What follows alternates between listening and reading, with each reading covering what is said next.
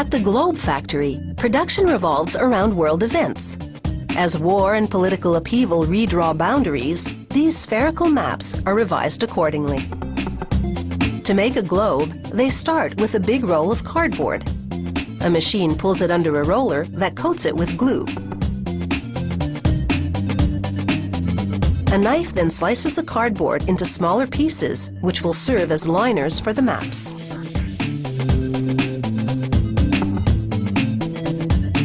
One more coat of glue, and then they stick the liners to the back of maps of hemispheres.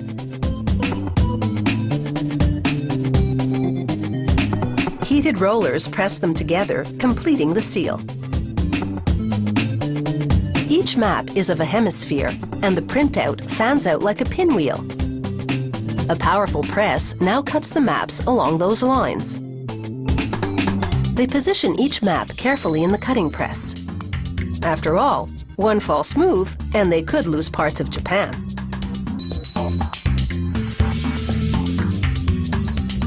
It takes 2 punch cuts to do the job.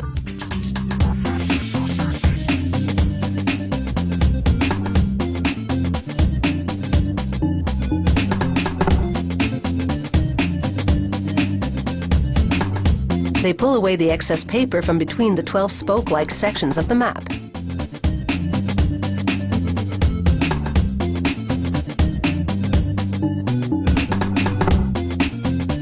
Here's a top view of that cutting press.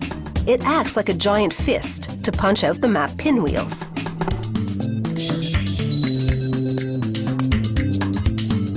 And now, it's time to shape the world.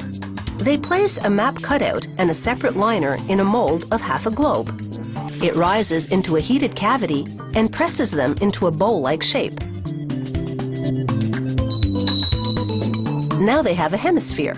But of course, there are 2 in every world. They make the southern hemisphere with the same type of mold.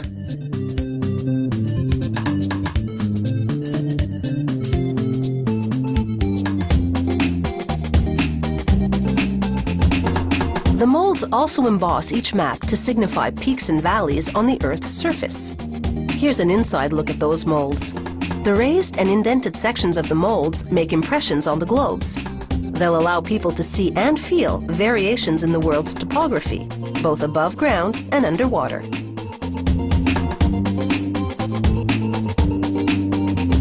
The hemispheres are now complete, and it's time to go global.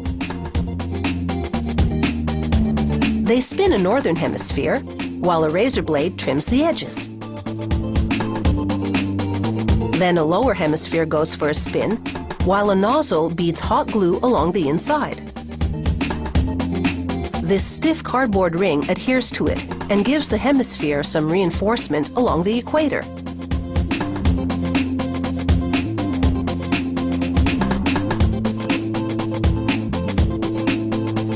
They apply glue to the northern hemisphere, and it fits over the ridged edge of the southern one.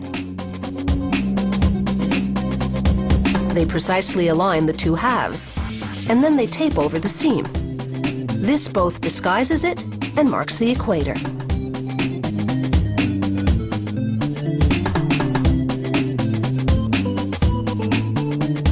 Next, they mount each globe on a pedestal that's attached to a metal arc, called a meridian. Suctioned to the top of the globe, the meridian will allow it to revolve. From fragments of paper and cardboard to a globe, this world was made in just a couple of hours.